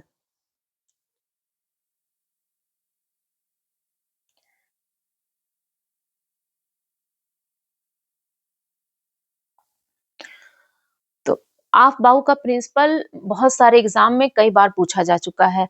तो अफबाउ का प्रिंसिपल ये कहता है कि इलेक्ट्रॉन जो होते हैं डिफरेंट एटम्स में, जितने हम कोई भी एटम ले लें, उनके ऑर्बिटल्स में जो इलेक्ट्रॉन होते हैं वो अफबाउ के प्रिंसिपल के अनुसार भरे जाते हैं। तो अफबाउ का प्रिंसिपल किस पे बेस्ड है, पाउली के एक्सक्लूजन प्रिंसिपल पे, Hund rule of maximum multiplicity and relative energies of the orbital पे। तो ये कहता क्या है अफबाउ का प्रिंसिपल, ये इंपॉर्टेंट, तो ये कहता है कि जो इलेक्ट्रॉन है, ये प्रिंसिपल ये कहता है कि जो इलेक्ट्रॉन है अपने ग्राउंड स्टेट में वो कैसे भरे जाते हैं, in the order of their increasing energies. इसका मतलब ये है कि जिस सबसेल की एनर्जी सबसे कम होगी उसमें इलेक्ट्रॉन पहले भरा जाएगा, और जैसे जैसे एनर्जी बढ़ती जाएगी वैसे इलेक्ट्रॉन भरे जाते हैं। तो इसका मतलब ये है कि जो लोअर एनर्जी का ऑर्बिटल होगा वहां इलेक्ट्रॉन पहले भरे जाएंगे, और जब लोअर एनर्जी का ऑर्बिटल पूरी तरीके से भर जाएगा तब जो रिमेनिंग इलेक्ट्रॉन है वो भरे जाएंगे नेक्स्ट एनर्जी के ऑर्बिटल में, ठीक। तो सबसे पहले इलेक्ट्रॉन क्या है, जैसे ऊर्जा जो है आपकी धीरे-धीरे बढ़ रही है, तो इलेक्ट्रॉन सबसे पहले लोअर एनर्जी में, फिर उससे ज़्यादा एनर्जी के ऑर्बिटल में, फिर उससे ज़्यादा एनर्जी के ऑर्बिटल में, फिर उससे ज़्यादा एनर्जी के ऑर्बिटल में बढ़ते जा रहे हैं और इसी सिद्धांत पे, अफबाऊ के प्रिंसिपल के सिद्धांत पे इलेक्ट्रॉन बढ़ते हैं, भरे जाते हैं। ये होता है आपका, ये याद कर लो, इसी क्रम में भरे जाते हैं। ये ना 11th-12th में पूछता था, हम लोगों के लिए इतना नहीं, हमारे लिए देखो बेसिक ये हमें याद करना है कि अफबाऊ का प्रिंसिपल क्या है, इलेक्ट्रॉन कैसे भरे जा रहे हैं। तो order of energies of the orbital determine है आपका 1s 2s। देखो इस 1s की एनर्जी सबसे कम है, उसके बाद है 2s 2p की एनर्जी बढ़ी, इलेक्ट्रॉन कुछ इलेक्ट्रॉन इसमें आए, उसके बाद जैसे इसकी एनर्जी बढ़ी, इसमें इलेक्ट्रॉन आए, फिर इसमें आए, और 3s 3p की एनर्जी में आए, फिर 4s 3d में आए इलेक्ट्रॉन। फिर इलेक्ट्रॉन ऐसे जो है धीरे धीरे करके बढ़े जा रहे हैं। ये देखो, इसमें कुछ नहीं देखना है, ये ऑर्बिटल दिया है और ये ऐसा आपको पता होगा, सबसेल दिए हुए हैं, ऑर्बिटल में जो सबसेल होते हैं, ये पहले में आपका है, पहले वाले ऑर्बिटल में सबसेल दिया है 1s, फिर हम दूसरे ऑर्बिटल में गए, वहां 2s 2p, फिर तीसरे में हम गए वहां 3s 3p, फिर चौथे में गए 4s 3d। तो इस तरीके से इलेक्ट्रॉन भरे जा रहे हैं। पाउली का एक्सक्लूजन प्रिंसिपल, पाउली का एक्सक्लूजन प्रिंसिपल ये कह रहा है कि किसी भी एटम्स में अगर हम किसी भी एटम ले लें तो उनके जो दो इलेक्ट्रॉन हैं, किसी भी एटम के जो दो इलेक्ट्रॉन होते हैं, उनका चारों क्वांटम नंबर सेम नहीं हो सकता। तो पाउली का एक्सक्लूजन प्रिंसिपल ये कहता है कि no two electrons in an atom, किसी भी एटम में के में कुछ इलेक्ट्रॉन होंगे, एल में कुछ इलेक्ट्रॉन होंगे उसके, तो ये कह रहा है किसी भी एटम में कोई भी जो दो इलेक्ट्रॉन है, उनके चारों जो 4 क्वांटम नंबर है वो सेम नहीं हो सकते। और सेम ऑर्बिटल में अगर k है ऑर्बिटल या l है ऑर्बिटल या m है और n है, तो कह रहा है कि ओनली 2 इलेक्ट्रॉन्स में exist in the same orbital. जैसे पहला तो ये कह रहा है कि कोई भी दो, देखो अगर ये पाउली का एक्सक्लूजन प्रिंसिपल आ गया, क्या कह रहा है, तो किसी भी एटम में दो इलेक्ट्रॉनों के same set of 4 quantum number नहीं हो सकते। दूसरा ये कह रहा है कि सेम ऑर्बिटल में केवल दो इलेक्ट्रॉन एग्जिस्ट कर सकते हैं, और उन दोनों इलेक्ट्रॉनों के लिए स्पिन जो है, अगर हम कह रहे हैं कि पहला तो है कि ये कह रहा है कि किसी भी एटम में जो दो इलेक्ट्रॉन है, उनका जो 4 क्वांटम नंबर हमने पढ़ा, azimuthal quantum number, magnetic quantum number और स्पिन वाली क्वांटम नंबर, तो ये कह रहा है कि किसी भी एटम में जो दो इलेक्ट्रॉन है, उनका तो चारों क्वांटम नंबर सेम नहीं हो सकता। दूसरा ये कह रहा है कि अगर सेम ऑर्बिटल में दो इलेक्ट्रॉन आ गए, तो पहली बात तो किसी भी सेम ऑर्बिटल में केवल दो इलेक्ट्रॉन एग्जिस्ट कर सकते हैं, और इन ऑर्बिटल में की जो स्पिन होती है वो एक दूसरे के अपोजिट होती है। मतलब एक की स्पिन होगी आपकी क्लॉकवाइज, एक की होगी एंटी क्लॉकवाइज, एक ही ऑर्बिटल के लिए। अगर एक ही ऑर्बिटल में दो इलेक्ट्रॉन आ जाते हैं तो उनकी स्पिन अपोजिट डायरेक्शन में होगी। मैक्सिमम कितने एक ऑर्बिटल में इलेक्ट्रॉन हो सकते हैं? दो। अगर आपने ये एक ऑर्बिटल लिया तो इसमें मैक्सिमम दो इलेक्ट्रॉन हो सकते हैं और इनकी स्पिन अपोजिट होनी चाहिए। इसका मतलब ये है कि अगर मान लो हमने एक ही ऑर्बिटल के दो इलेक्ट्रॉन ले लिया जहां पे n l m की वैल्यू सेम है, मतलब आपका principal quantum number, azimuthal quantum number, magnetic quantum number same है, तो उनकी s की वैल्यू जो स्पिन की डायरेक्शन है वो क्या होनी चाहिए? अगर एक की प्लस हाफ है तो एक की माइनस हाफ होनी चाहिए। ठीक,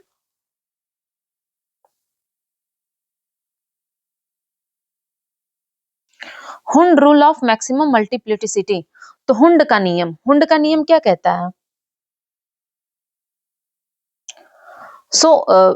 हम लोग पढ़ रहे थे Hund rule of maximum multiplicity, Hund का अधिकतम बहुलता का नियम। तो देखो डिफिनेशन पे नहीं जाना है, समझना है कि हुंड का आखिर नियम है क्या, है ना। देखते हैं, अभी हम लोगों ने पढ़ा था इलेक्ट्रॉनिक कॉन्फ़िगरेशन, जिसमें इलेक्ट्रॉन कैसे भरे जा रहे थे सब सेल में। आप बाउ का प्रिंसिपल याद करो, इलेक्ट्रॉन एक एनर्जी में भरे जा रहे थे, वो एनर्जी क्या थी आपकी? इलेक्ट्रॉन इस क्रम में भरे जा रहे हैं। ठीक, 1s 2s 2p 3s 3p 4s। चलो आते हैं, इलेक्ट्रॉन कैसे भरे जा रहे हैं? 1s 2s, फिर 2s 2p, फिर आपका इलेक्ट्रॉन भरा जा रहा है 3s 3p 4s 3d। ऐसे आपके इलेक्ट्रॉन जो है वो भरे जा रहे हैं। तो s में कितने इलेक्ट्रॉन मैक्सिमम रह सकते हैं? दो इलेक्ट्रॉन। p में कितने मैक्सिमम इलेक्ट्रॉन रह सकते हैं आपके? आपने देखा कि देखो इलेक्ट्रॉनिक कॉन्फ़िगरेशन में हमने देखा इलेक्ट्रॉन कैसे भरे जाएँगे, अगर सोडियम का इलेक्ट्रॉन है तो वो कैसे भरा जाएगा। बस हम एक एग्ज़ाम्पल के माध्यम से समझ लेंगे। तो देखो, पहले इलेक्ट्रॉन आपका 1s में भरा जाएगा, सब सेल में, फिर उसके बाद इलेक्ट्रॉन 2s में आएगा, फिर 2p में आएगा, फिर 3s में आएगा। पहले इलेक्ट्रॉन आपका आएगा 1s2 में, फिर 2s में आएगा, फिर 2p में, फिर 3s में, 3p में, फिर 4s में, फिर 3d में। ये कैसे आ रहा है? ये आपका आ रहा है पाउली के अफबाऊ के प्रिंसिपल से, जिन्होंने देखो अफबाऊ का प्रिंसिपल आपने ऊपर पढ़ा था कि इलेक्ट्रॉन इस क्रम में भरे जा रहे हैं, ठीक है? तो हमने ऐसे दिखा लिया कि इलेक्ट्रॉन, सबसे पहले इलेक्ट्रॉन आपका 1s में आएगा, फिर 2s में आएगा, 2s भर जाएगा, 2p में इलेक्ट्रॉन आएगा, फिर 3s में आएगा, फिर 3p में इलेक्ट्रॉन आएगा, फिर 4s में आएगा, फिर 3d में आएगा। तो ये जो आपका s सबसेल है, इसमें कितने ऑर्बिटल होते हैं आपके? इसमें ऑर्बिटल आपका होता है, तो s में कितने ऑर्बिटल होते हैं आपके? 1, ठीक? p के लिए कितने ऑर्बिटल होते हैं? देखो s का जो s में ऑर्बिटल्स होते हैं वो होते हैं 1, p में ऑर्बिटल कितने होते हैं? 1, 2, 3। d के लिए ऑर्बिटल कितने होते हैं? s के लिए होता है ऑर्बिटल 1, p के लिए होता है 3, d के लिए ऑर्बिटल होते हैं 5, 1, 2, 3 और f के लिए ऑर्बिटल आपके होते हैं 7, ठीक है? 1, 2, 3, 4, 5। तो अगर हमें इलेक्ट्रॉनों को भरना है, देखो s में ऑर्बिटल हो गया एक आपके s के लिए 1 ऑर्बिटल होता है, p के लिए 3 होता है, d के लिए कितने ऑर्बिटल होते हैं? 5 होते हैं और f के लिए 7 ऑर्बिटल होते हैं। लेकिन एक ऑर्बिटल में मैक्सिमम कितने इलेक्ट्रॉन हो सकते हैं? 2 इलेक्ट्रॉन हो सकते हैं विथ अपोजिट स्पिन, ये हमने पीछे वाले में पढ़ा था। p में देखो 3 ऑर्बिटल हैं तो कितने इलेक्ट्रॉन हो सकते हैं? 1, 2, 3, 4, 5, 6। d में 1, 2, 3, 4, 5, 6, 7, 8, 9, 10 और f में इसी प्रकार 14 इलेक्ट्रॉन रह सकते हैं। अब हमें देखना है कि कार्बन का कैसे इलेक्ट्रॉनिक कॉन्फ़िगरेशन हो रहा है। तो कार्बन का परमाणु क्रमांक कितना होता है? 14 होता है, ठीक? तो आप निकालोगे, सबसे पहले देखो, सबसे पहले इलेक्ट्रॉन किसमें आएंगे? 1s वाले में आएंगे, फिर 2s वाले में इलेक्ट्रॉन आएंगे, उसके बाद 2p वाले में आएंगे, उसके बाद 3s वाले में आएंगे, उसके बाद 3p वाले में आएंगे, ठीक? तो s में कितने इलेक्ट्रॉन रह सकते हैं? 2 हो सकते हैं, क्योंकि एक ऑर्बिटल में मैक्सिमम 2 इलेक्ट्रॉन, तो s में गया 2 इलेक्ट्रॉन। फिर 2s में कितने हो सकते हैं? 2, 2, 4 गए 2 इलेक्ट्रॉन। कार्बन का होता है 6c, परमाणु क्रमांक कार्बन का होता है 6, 14 लिख दिया था। तो s में आपके मैक्सिमम 2 इलेक्ट्रॉन हो गए, 2s यहाँ पे भी 2 इलेक्ट्रॉन हो गए, बाकी बचे 2 इलेक्ट्रॉन। तो p में मैक्सिमम कितने इलेक्ट्रॉन हो सकते हैं आपके? 6 हो सकते हैं, लेकिन p में भरा है आपके, बचे अब 2 इलेक्ट्रॉन। तो देखो अगर हम इसका बनाएंगे कॉन्फ़िगरेशन, तो यहाँ बनना s में मैक्सिमम 2 इलेक्ट्रॉन रह सकते हैं। तो ये इलेक्ट्रॉन एक स्पिन में, ये एक स्पिन में। यहाँ पे s में 2s स्क्वायर में s में कितने इलेक्ट्रॉन है? ये और ये। यहाँ पे 2p स्क्वायर में कितने इलेक्ट्रॉन है? p में नंबर ऑफ ऑर्बिटल कितना है? 3 है। 3 ऑर्बिटल में मैक्सिमम कितने इलेक्ट्रॉन रह सकते हैं आपके? 6 इलेक्ट्रॉन। लेकिन p में कितने इलेक्ट्रॉन है? 2 इलेक्ट्रॉन है। तो देखो एक तो ये हो सकता है इलेक्ट्रॉन आपका एक ऐसे भर सकता है ना? ये 2 इलेक्ट्रॉन कितने प्रकार के भरे जा सकते हैं इस 3 ऑर्बिटल में p वाले में? एक तो इलेक्ट्रॉन ये ऐसे भरा जा सकता है। एक इलेक्ट्रॉन कैसे भरा जा सकता है 3 के ऑर्बिटल में? ऐसे-ऐसे भरा जा सकता है। एक क्या हो सकती है प्रोबेबिलिटी? ऐसे-ऐसे भरा जा सकता है ना? लेकिन सही कौन-सा है कि ये इलेक्ट्रॉन भरे कैसे जाएँ? तो हुंड ने कहा कि देखो, ये जो आपका सब सेल है ना, इसमें जो आप इलेक्ट्रॉन भर रहे हो, वो इलेक्ट्रॉन पेयर्ड में तभी आएँगे जब ये सारे के सारे सबसेल क्या हों? सारे के सारे ऑर्बिटल किसी सबसेल के फिल हों। तो इलेक्ट्रॉन, अगर ये 2 इलेक्ट्रॉन है और p में 3 ऑर्बिटल होते हैं, तो सबसेल के सब जो ऑर्बिटल हैं वो फिल होने चाहिए।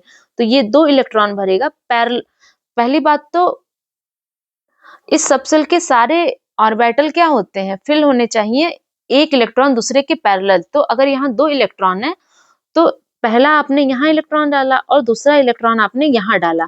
पैरेलल इलेक्ट्रॉन पहले आप भरोगे, जब ये भर जाएंगे, ऐसे अगर मान लो 3 इलेक्ट्रॉन जब ये भर जाएंगे, तब उसके बाद आप पेयरिंग शुरू करोगे, ठीक है? तो उन्होंने ये कहा था कि किसी भी सबसेल में जो इलेक्ट्रॉन होते हैं, वो पेयर तभी होते हैं जब किसी भी ऑर्बिटल का सबसेल क्या हो? वो हाफ फिल्ड हो विद द पैरेलल इलेक्ट्रॉन। समझ में आया? कि अगर हमें p को फिल करना है, तो जैसे मान लो अगर p में किसी भी हम दूसरे परमाणु का निकाल रहे हैं और p हमारा 3 बॉक्स है, लेकिन p में हमको मान लो 5 इलेक्ट्रॉन भरना है, तो इन 5 इलेक्ट्रॉन को हम कैसे भरेंगे? पहले 1 इलेक्ट्रॉन यहाँ आएगा, फिर यहाँ आएगा, फिर यहाँ आएगा। ये नहीं कि 2 इसमें भरा, 2 इसमें, 2 इसमें, नहीं। पहले हम पैरेलल इलेक्ट्रॉन को एक साथ भरेंगे, तो 3 इलेक्ट्रॉन हुए, फिर हम अपोजिट डायरेक्शन में एक साथ भरेंगे, ठीक है? बस इतना समझना है। बाकी डेफिनेशन से आपको नहीं मतलब, इतना समझ में आ गया होगा। चलो, साफ कर लेते हैं, गंदगी हो गई।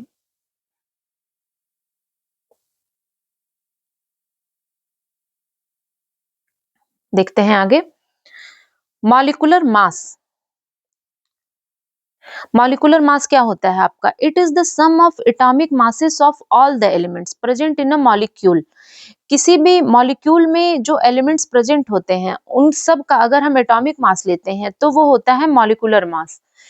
किसी भी मॉलिक्यूल में जो जितने एलिमेंट्स प्रेजेंट होते हैं, अगर हम उन सब का एटॉमिक मास ले लेते हैं तो वो मॉलिक्यूलर होता है। और इस एटॉमिक मॉलिक्यूलर मास को प्रेजेंट करते हैं bye atomic mass unit mu. You से रिप्रेजेंट करते हैं। तो मॉलिक्यूलर मास ऑफ वाटर अगर हमें निकालना है तो हम कैसे निकालेंगे? वाटर क्या होता है? H2O होता है। अब ये कह रहे हैं हमको atomic mass of all the element निकालना है। तो देखो, H2O हो गया। अब यहाँ पे हम हाइड्रोजन का एटॉमिक मास देखेंगे। हाइड्रोजन कितने हैं? 2 हैं, तो हाइड्रोजन का एटॉमिक मास दिया होगा एग्जाम में। तो 1 यहाँ पे देखो, जैसे इसने मान लिया कि हाइड्रोजन का एटॉमिक मास 1.008 है, प्लस एटॉमिक मास ऑक्सीजन का कितना होता है? 16 होता है। तो ये हो गया पूरा H2O का मॉलिक्यूलर मास। इसी तरह आप सोडियम बाइकार्बोनेट का, HCl का, किसी का भी निकाल सकते हो।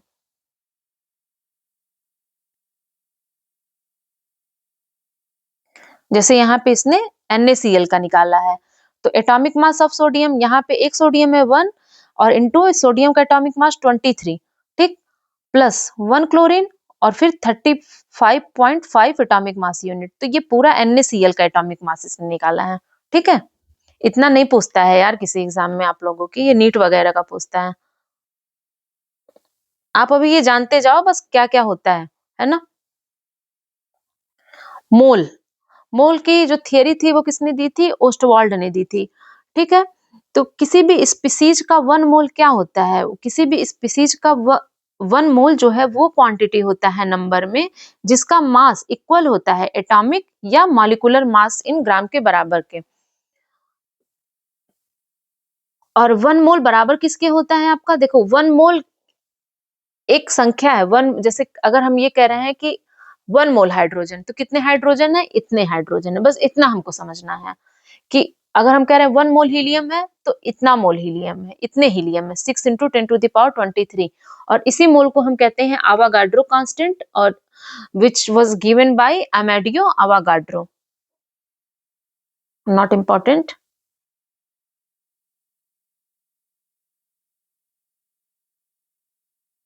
चलो, बस मोल आपको समझ लेना कि 1 मोल में कितने एलिमेंट प्रेजेंट होते हैं? 6 × 10⁻23। Radio activity. रेडियो एक्टिविटी का संबंध किससे है? हेनरी बेकरेल से है। तो हेनरी बेकरेल ने ऑब्जर्व किया था कुछ, देखो सारे तो एलिमेंट नहीं, लेकिन बेकरेल जी ने ये बताया कि कुछ एलिमेंट्स होते हैं जो रेडिएशन, जो क्या करते हैं? रेडिएट करते हैं। और कुछ एलिमेंट्स जो होते हैं वो खुद से रेडिएट करते हैं, और उन्होंने इस फिनोमिना को नाम दिया था रेडियो एक्टिविटी, रेडियो धार्मिकता। और इस एलिमेंट जो एलिमेंट होते हैं खुद से ही रेडिएशन वो निकाल रहे हैं, उनको हम कहते हैं radio activity, radio active element. फिर इसकी पुष्टि की थी क्यूरी ने, पियरे क्यूरी ने, रदरफोर्ड, फ्रेडरिक ने। उसके बाद अल्फा बीटा गामा रेज की खोज की गई थी, रेडियो एक्टिव रेज। तो लाओ देखते हैं अल्फा बीटा गामा रेज क्या है। रदरफोर्ड का कंक्लूजन क्या था alpha beta and gamma raise के बारे में? उन्होंने कहा था कि अल्फा रेज जो है वो कंसिस्ट होती है वेरी हाई एनर्जी पार्टिकल की, जिसमें 2 यूनिट पॉजिटिव चार्ज रहता है और 4 यूनिट एटॉमिक मास होता है। उन्होंने ये कहा कि अल्फा हमारी पहली तो अल्फा रे है, बीटा रे है, गामा रे है। तो रदरफोर्ड जी ने कहा जो अल्फा रेज है वो एक हाईली एनर्जी पार्टिकल कंसिस्ट करता है, जिसमें पॉजिटिव चार्ज 2 होते हैं और एटॉमिक मास 4 यूनिट होता है। फिर उन्होंने कहा कि अल्फा पार्टिकल्स जो हैं वो हीलियम न्यूक्लियाई हैं।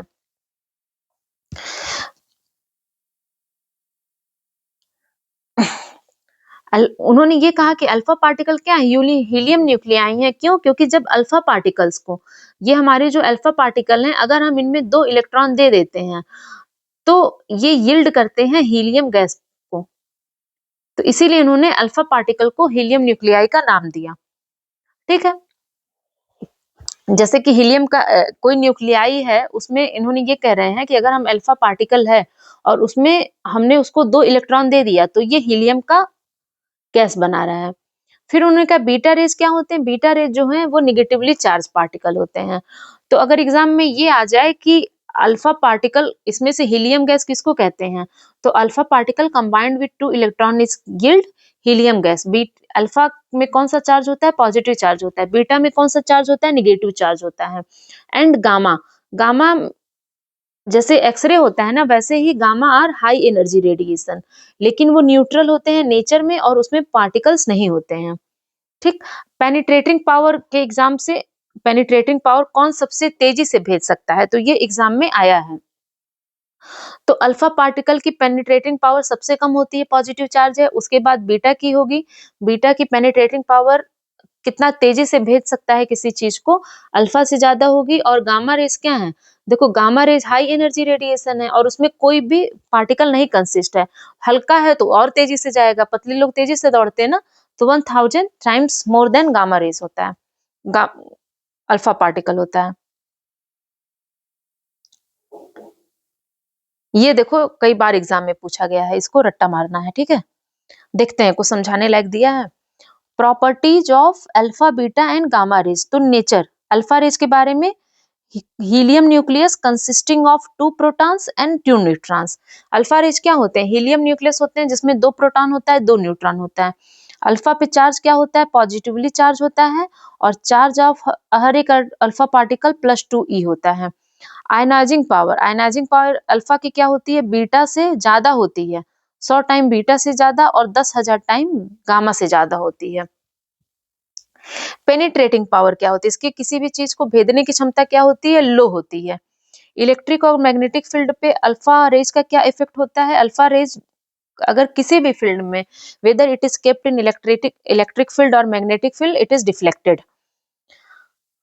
फ्लेमिंग के लेफ्ट हैंड रूल के हिसाब से, मैग्नेटिक में आप पढ़ते होगे फ्लेमिंग का लेफ्ट हैंड राइट हैंड का नियम, नॉट इंपॉर्टेंट है। स्पीड, और इनकी स्पीड क्या होती है? 1/10 into 1/20 speed of the light. अगर अल्फा रेज को फोटोग्राफिक प्लेट पे डाला जाता है तो वो उसको ब्लैक कर देती हैं और जिंक सल्फाइड के प्लेट पे वो फ्लोरोस्केन देती हैं। बीटा रेज, अल्फा क्या है? अल्फा जो है वो हीलियम न्यूक्लियस को रिप्रेजेंट करती है। बीटा रेज क्या है? इलेक्ट्रॉन है बेसिकली। अल्फा रेज आपने पढ़ा कि उसमें 2 पॉजिटिव चार्ज होते हैं, बीटा रेज इलेक्ट्रॉन है, निगेटिवली चार्ज पार्टिकल होता है, माइनस इलेक्ट्रॉन होता है। आयनाइजिंग पावर क्या होती है? कंपैरेटिवली लो होती है। देखो आपको आयनाइजिंग रेडिएशन का पावर का मतलब तो समझ में आ रहा होगा ना। आयनाइजिंग पावर या रेडिएशन का मतलब ये होता है कि उसके पास इनफ एनर्जी, जिसके पास जितनी ज्यादा एनर्जी है कि वो किसी भी एटम से इलेक्ट्रॉन को क्या करे? लेते जाए। ठीक है, तो अल्फा की क्या होती है? आयनाइजिंग पावर ज्यादा होती है। अब बीटा की आयनाइजिंग पावर इन कंपैरिजन लो है। पेनिट्रेटिंग पावर, किसी चीज को भेदने की क्षमता क्या है? वो ग्रेटर है अल्फा रेज से और वो थिन मेटल फॉयल में भी पेनिट्रेट कर सकती हैं। और बीटा रेज क्या है? वो डिफ्लेक्ट होती है दोनों फील्ड में, लेकिन डायरेक्शन जो है वो अपोजिट होता है अल्फा रेज का। ठीक, क्योंकि बीटा रेज क्या है? आपकी नेगेटिव चार्ज रेज हैं। और बीटा रेज की जो आपकी स्पीड ऑफ लाइट है, जो इनकी स्पीड होती है वो लाइट की स्पीड से 9/10 होती है। ये भी जब फोटोग्राफिक प्लेट पे बीटा रेज को डाला जाएगा तो उसको ब्लैक करते हैं, गिव फ्लोरोसिन। गामा रेज क्या होती है? Gamma rays electromagnetic wave consisting of photon. Gamma rays क्या होते हैं? न्यूट्रल पार्टिकल होते हैं। न्यूट्रल मतलब कि उस पे चार्ज क्या हो जाएगा? जीरो हो जाएगा। अगर चार्ज जीरो है तो ये बताओ उनकी आयनाइजेशन पावर क्या होगी? सबसे कम होगी। और चूंकि गामा रेज क्या है? इलेक्ट्रोमैग्नेटिक रेज है जिसमें फोटॉन्स है, तो इनकी पेनिट्रेटिंग पावर ज्यादा होती है। और क्योंकि गामा रेज क्या है? आपकी न्यूट्रल पार्टिकल है, तो क्या ये फील्ड में डिफ्लेक्ट होंगे? किसी भी फील्ड में बताओ, न्यूट्रल पार्टिकल डिफ्लेक्ट होता है इलेक्ट्रिक मैग्नेटिक फील्ड में? नहीं। और ये ट्रेवल करते हैं with the speed of light because they are the electromagnetic wave consisting of photons. And photographic plate पे जब इनको डाला जाएगा गामा रेज को तो उसको काला कर देते हैं एंड गिव फ्लोरोसिन। कुछ फैक्ट आपके एनआईओएस और तमिलनाडु बोर्ड के हैं इसमें। ओके,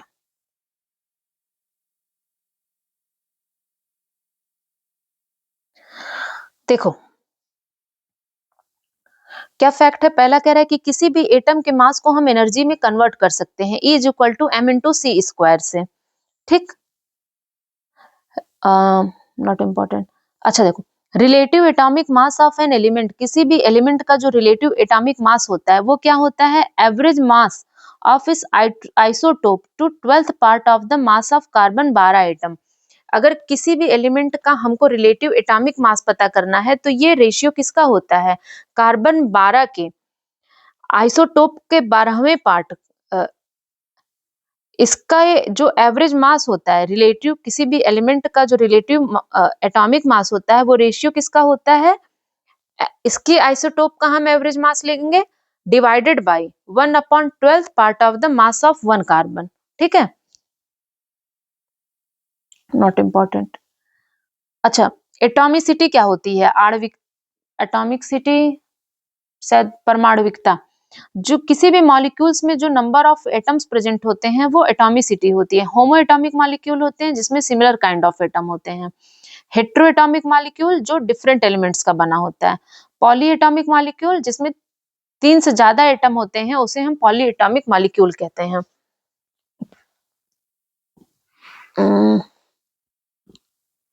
और not important.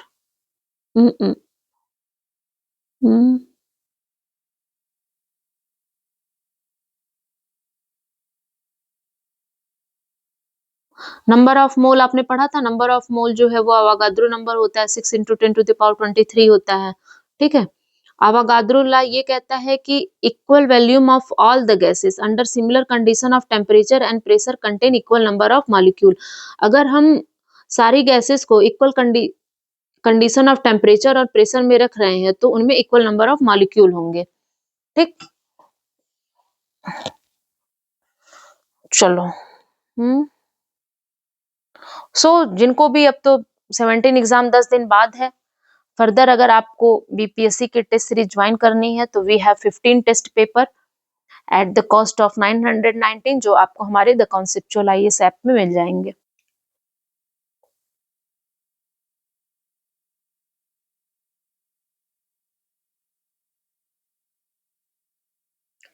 Now the next chapter is physical and chemical changes of substances and their separation.